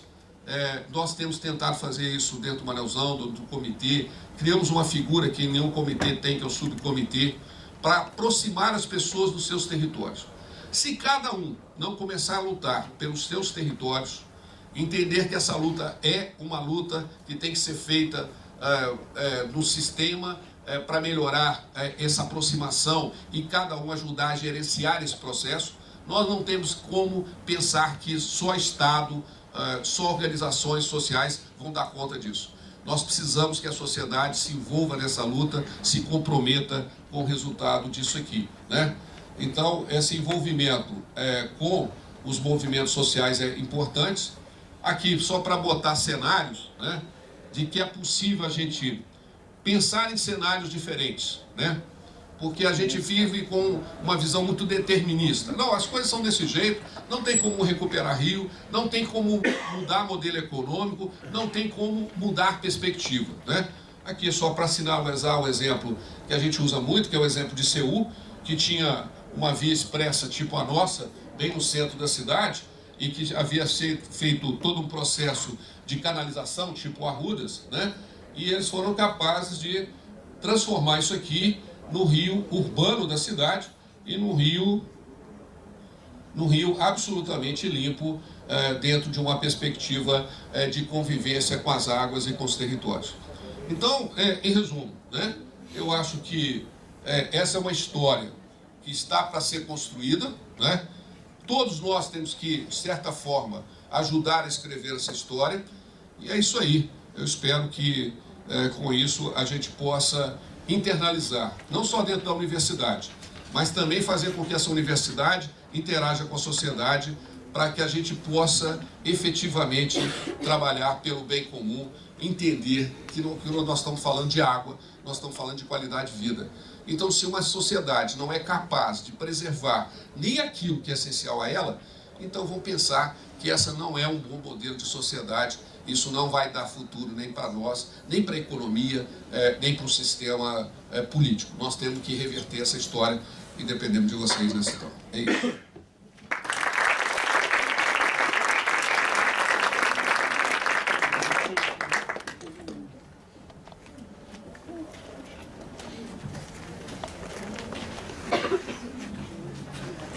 Agradecer ao Dr. Poliano pelas contribuições. Acho que todos complementaram as falas e trouxeram novos dados para aquele cenário carinhosamente chamado de o cenário do caos. Eu apelidei cenário do caos. São dados, sim, preocupantes, todos eles trouxeram isso e reforçaram conceitos como necessidade de gestão, política não apenas como expressa de lei, porém dos conceitos filosóficos, porque política, antes de ser algo expresso, numerado, é o exercício do poder, é da fala, é da argumentação, e isso nos remete à participação, que nos foi falado também, tanto pelo Dr. José Carlos quanto pelo Dr. Poliano. Gostaríamos de abrir para perguntas, lembrando que, no caso do Dr. José Carlos, como ele não está presente, façam por gentileza por escrito, eu transmito a ele e ele nos retorna. Mas estamos abertos a perguntas. Poliana, boa tarde. Meu nome é Gustavo, sou gestor da SEMAC.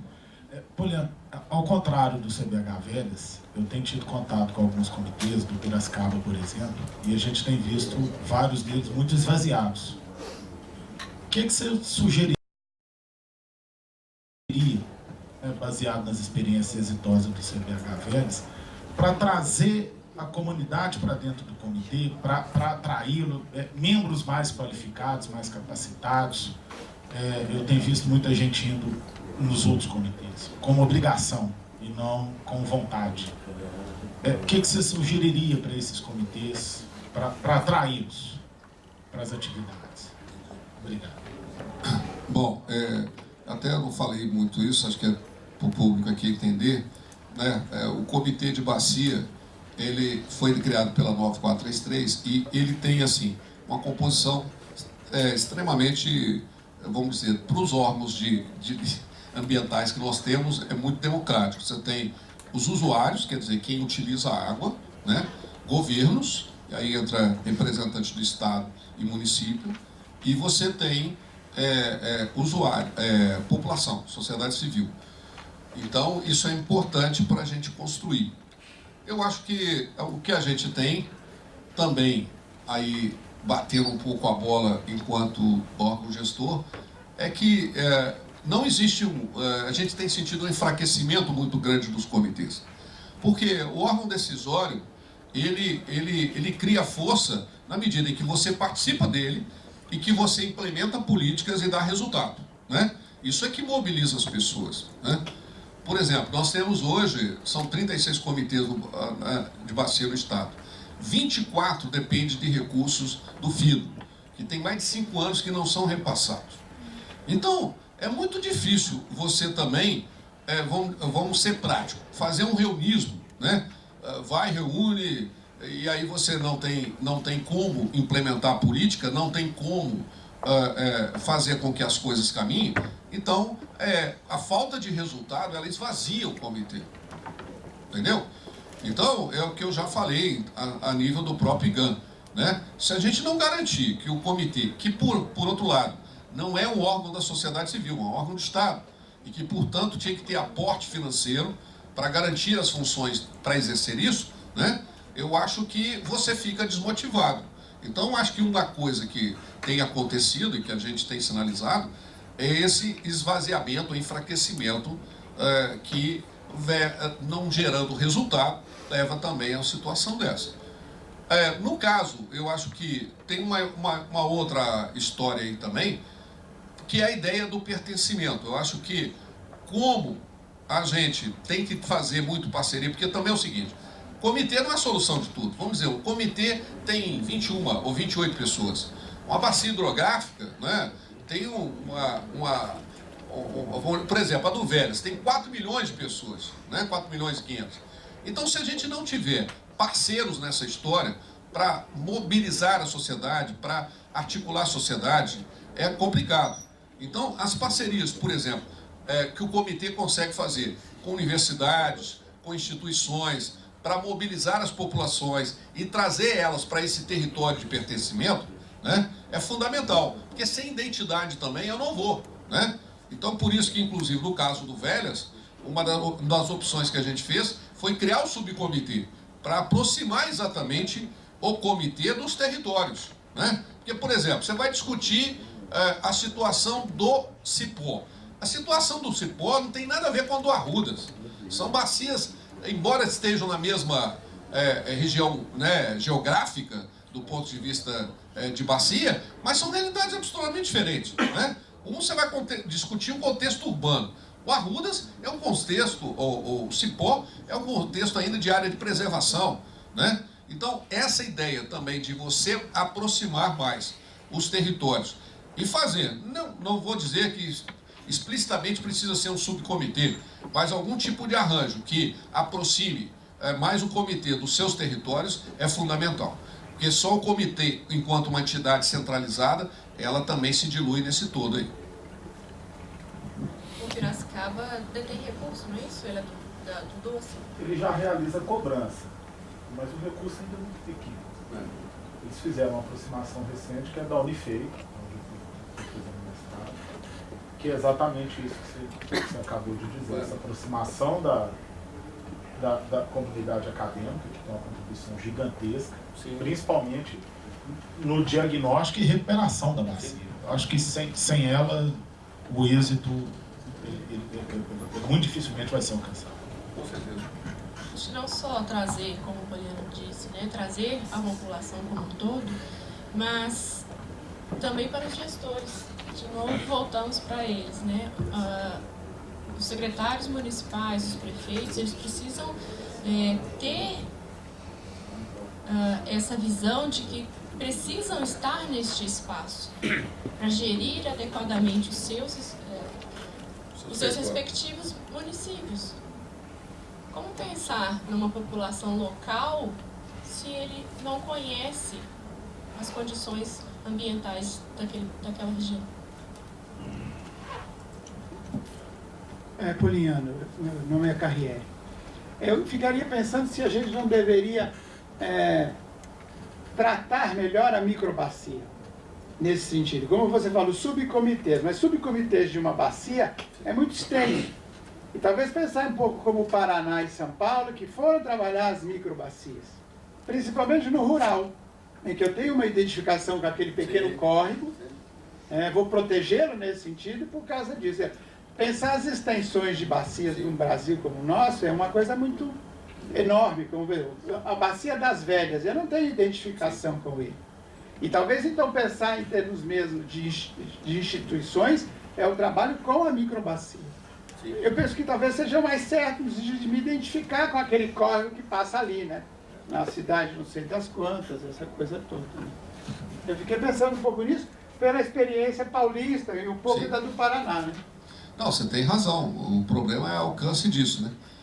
Por exemplo, a gente já foi muito, pra você ter uma ideia, muito já questionado por ter criado subcomitê, porque isso é uma figura que não existe. Então, como é que você trata do território mais próximo das pessoas, né? Dentro do Manelzão, a gente trabalha as microbacias. Então, aqui a gente trabalha, por exemplo, a microbacia aqui do Bom Sucesso, né? As microbacias urbanas, que é onde as pessoas se identificam. Porque nós temos esse problema geoespacial mesmo. A gente só consegue se identificar, para falar a verdade, nós urbanos. O que a gente se identifica? No máximo com a rua e com o seu bairro, não é não? Quer dizer, saiu daí, você já não consegue pensar muito. Então, você pensar que tem um córrego ali no seu bairro, né? Por exemplo, a gente conseguiu dentro do Vélez implantar um programa de nascentes urbanas, que você traz à luz que a cidade tem nascente, que é uma coisa que, se alguém pensar numa cidade dessa aqui de concreto, alguém fala assim, eu vou levar vocês para conhecer a nascente urbana. Você vai falar, você está me gozando. Aqui tem nascente? Tem. Nós temos só aqui na região que vocês estão aqui, que é a Bacia do Onça, nós temos aqui mais de 1.500 nascentes cadastradas. Entendeu? Então, o que a gente tem tentado é aproximar esses territórios de pessoas. Eu digo até, num sentido mais amplo, político, que nós temos que nos aproximar dos nossos territórios. Nós não estamos defendendo os nossos territórios. Aí não adianta achar também que vai ter um superente que vai dar conta dessa dimensão toda. Ao contrário, a gente tem tentado fomentar, sempre que possível, essa aproximação. E temos sido felizes. Eu acho que essa é uma política que eu acho que, quando ele pergunta ali o que pode ser feito, essa é uma política que vai dando resultados, né? Então, por exemplo, eu tenho hoje, né, nós temos hoje dentro da Bacia do Velhas, pessoas absolutamente voluntárias, que o cara fala aqui, recentemente nós entramos num enfrentamento com uma atividade minerária, porque um cara que é morador da região nos ligou, entendeu? Ninguém nos comunicou que a atividade, e aí nem o Estado sabia que a atividade estava absolutamente ilegal lá. Mas o cara falou, meu amigo, esse rio aqui, que é o rio que passa aqui, ele está sendo absolutamente contaminado e esse rio é meu. Tipo assim, né? O cara dizendo, eu conheço isso aqui, isso não era assim. E os caras estão entrando e fazendo isso aqui com o meu rio, né? Então, enquanto a gente não se apropriar desse território como o meu, né, a gente não vai entender como sendo atuante nesse processo, né? A gente tem uma cultura, infelizmente a nossa cultura latina, é muito pacifista, né? Muito passiva, né? A gente foi meio que adotando culturalmente que alguém sempre ia olhar para a gente, né? Como a gente veio lá da colônia, a gente achou que o rei ia nos resolver aqui, era o bispo, era o papa, era o governo, né? E a gente começou, ou foi se distanciando de que o poder, na verdade, está na nossa mão, está na nossa possibilidade de ação sobre os nossos territórios. Ou nós defendemos esses territórios, e são territórios absolutamente em conflito. Então eu tenho territórios, por exemplo, em que você tem hoje claramente uma população que confronta com a mineração, entendeu? E confronta pela questão da água. E se não tivesse lá, eu tenho certeza que ninguém estaria, entendeu? Essas comunidades estão lá fazendo o seu enfrentamento por uma questão territorial, de entender que aquilo é deles e que não cabe ao outro chegar aqui e se apropriar de um bem que é coletivo, né? Então, eu acho que essa visão tem que ser uma visão estratégica de construção de sociedade, né? Nós temos que fazer com que cada um internalize essa luta por territórios, porque ela está uma luta absolutamente aberta, né?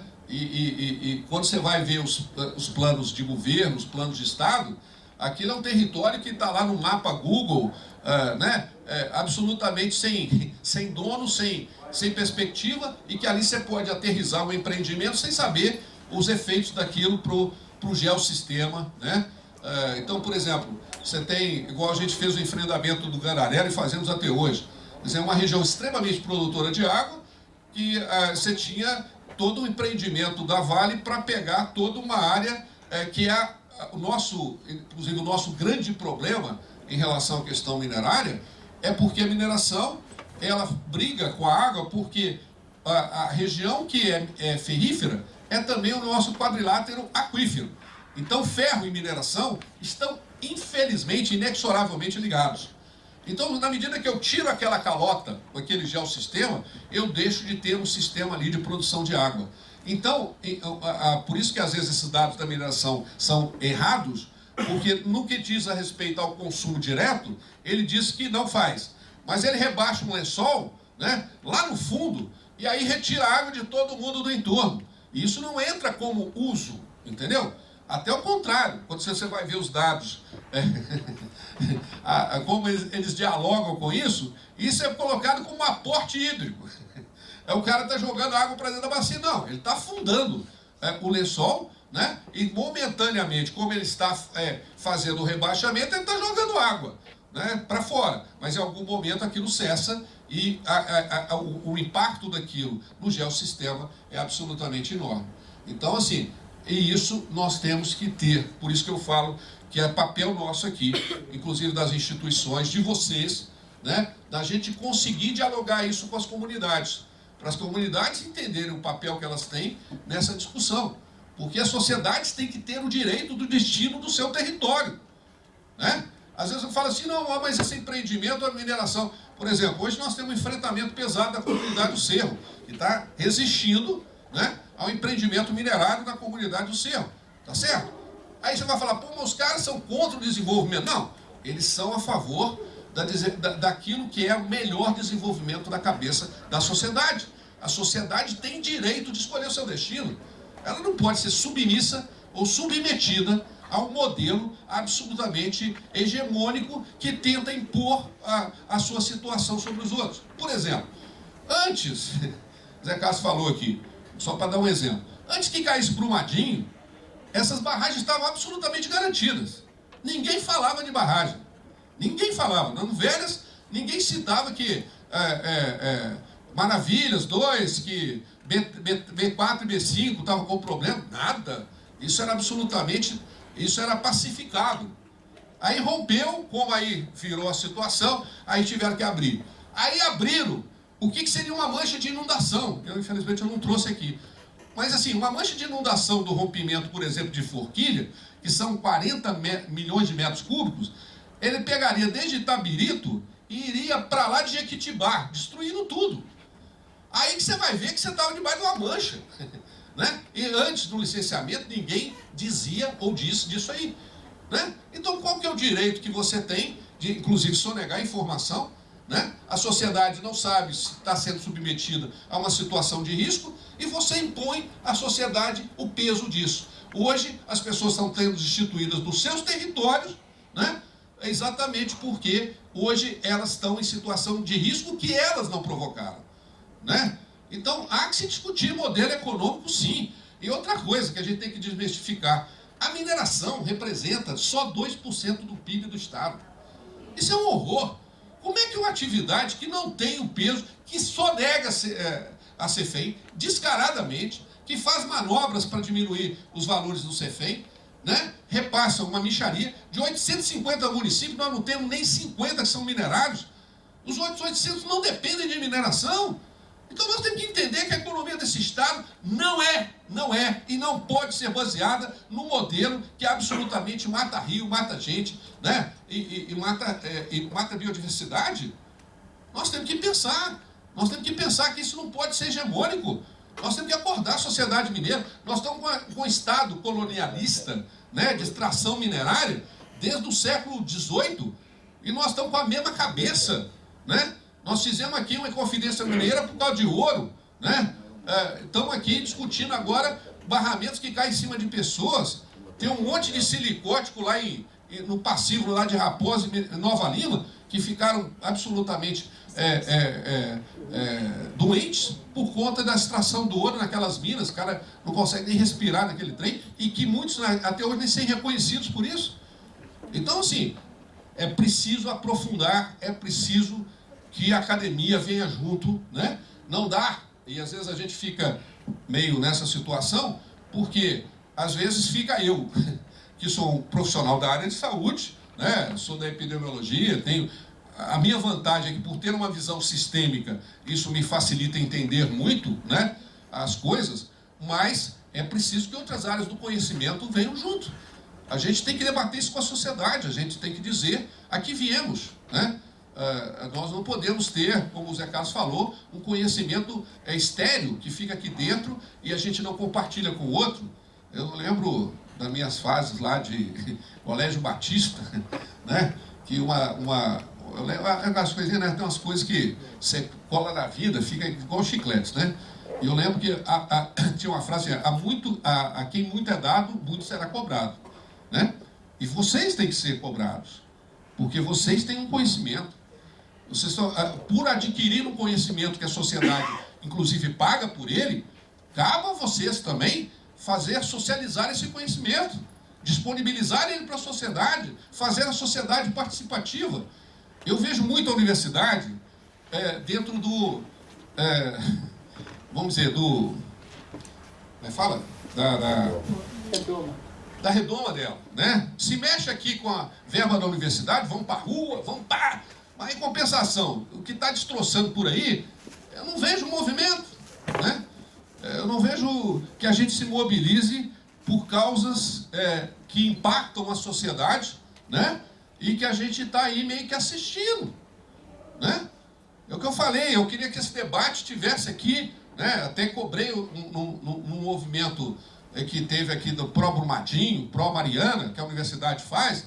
Eu falo, muito legal, mas cadê o pessoal da engenharia para discutir problema?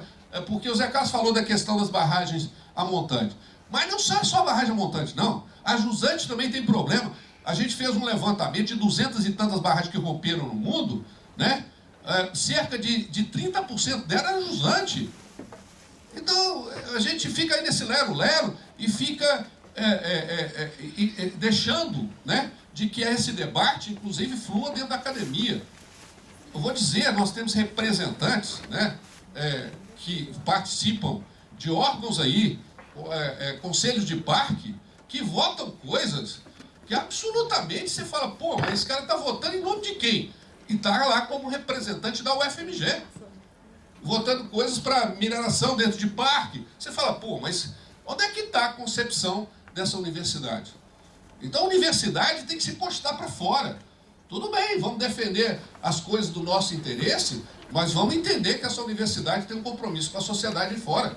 e que nós temos que nos postar aí fora, nós temos que nos mobilizar para fora, nós temos que discutir, porque o que rola lá fora vai comprometer o nosso futuro aqui dentro. Não adianta ele pensar que o que não acontece lá não vai acontecer aqui. As coisas estão ligadas.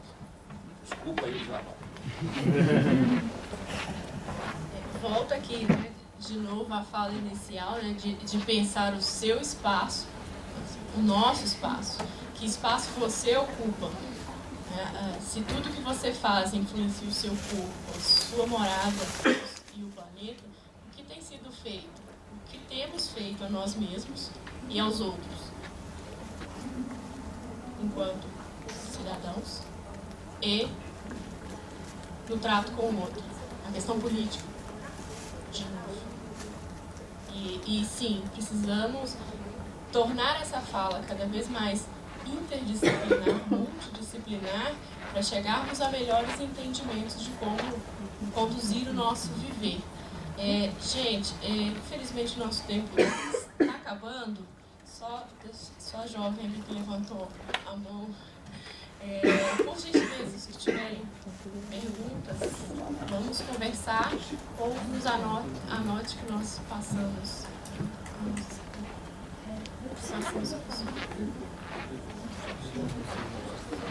Gente, lembrando que tem alguns folhetos do Velhas e também alguns livros, caso aos interessados. Estão lá fora.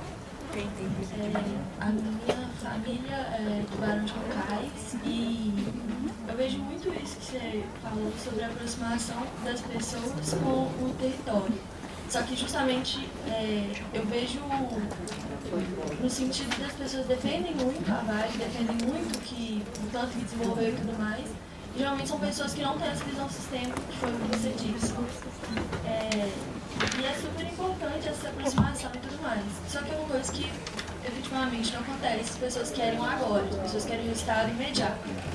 Como que é possível fazer com que essa identificação com territórios seja uma coisa, seja difundida desde agora? Bom, duas coisas. A gente foi criando e foi criado, principalmente esses municípios, uma cultura minerária, né? Uma cultura de que o minério é tudo e vale tudo, né? O vale tudo, vocês entenderam no Brasil, né? Então, é o seguinte, nessa discussão, primeiro, cabe uma discussão, como eu citei o exemplo do cerco. Cabe agora a cada território decidir o seu modelo. E nós temos territórios que já fazem opção por outra coisa. Falam, tudo bem, eu tenho minério, por exemplo, a Serra do Curral mesmo, nós estamos no enfrentamento da serra, né? Porque ali tem minério de boa qualidade. Mas você vai destruir a serra porque tem minério?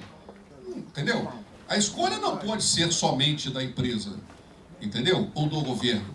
A sociedade, inclusive a gente conseguiu aprovar isso no Mar de Lama, que qualquer empreendimento agora, até que é uma lei que eu sugiro que todo mundo leia, ela diz o seguinte, qualquer empreendimento, ela tem que ter audiência pública.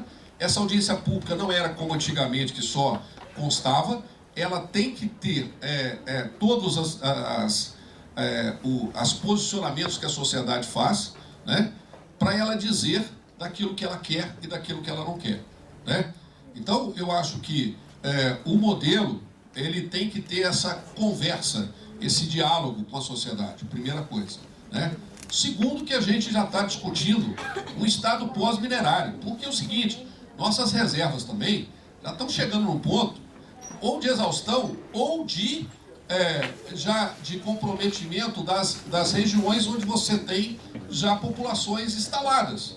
Então, não tem como você ficar tirando as populações. Então, nós já estamos discutindo que tem que ter áreas isentas de mineração, tem áreas que são fundamentais para a produção de água, né? Então, por exemplo, se você acabar com a Serra da Moeda e transformar ela simplesmente numa área de exploração minerária integral, você acaba com a produção de água, por exemplo, para Belo Horizonte. Então, a sociedade vai ter que fazer escolhas, né? Então, a gente tem que entender que esse processo tem que ser dialogado, tem que ser participativo. A sociedade tem direito de escolher. E tem que inclusive saber do risco que corre, né, dentro de uma mancha de inundação. Hoje, por exemplo, você tem Congonhas, tem mais de 5 mil pessoas que moram debaixo da barragem. 5 mil pessoas. E está uma discussão lá, o Ministério Público tentando discutir, entrou com processo para que a empresa indenize as pessoas para tirar elas, porque lá, se rompesse uma barragem daquela, seria uma catástrofe absurda, né? Então, outra coisa, o modelo minerário também é inadmissível que você não utilize barragem, sendo que você tem mineração a seco. Então, tem várias alternativas nesse processo, tem que ser trabalhadas junto com a sociedade, né? Então, é preciso explorar isso aí para dar, ao mesmo tempo, uma discussão de viabilidade econômica, mas também de viabilidade socioambiental, entendeu? E a sociedade tem que compartilhar isso, tem que participar disso. E nós temos que criar outras alternativas econômicas também, né? O Estado e as cidades não podem ser minério dependentes, até porque esse sistema se exaure. E hoje, por exemplo, nós temos um passivo de cidades minério dependentes, como por exemplo Raposos e Acima, que hoje são, né, do ponto de vista do desenvolvimento econômico, absolutamente comprometidas, porque as atividades se exauriram e ficou só os problemas, né? Então nós temos que pensar também em projetos alternativos econômicos que nos avancem, que nos tirem dessa visão absolutamente minerária de alguns municípios, como eu falei, não é da maioria do estado de Minas Gerais. Então nós temos que diversificar esse processo também. Obrigada, agradeço a presença de todos, infelizmente o nosso tempo já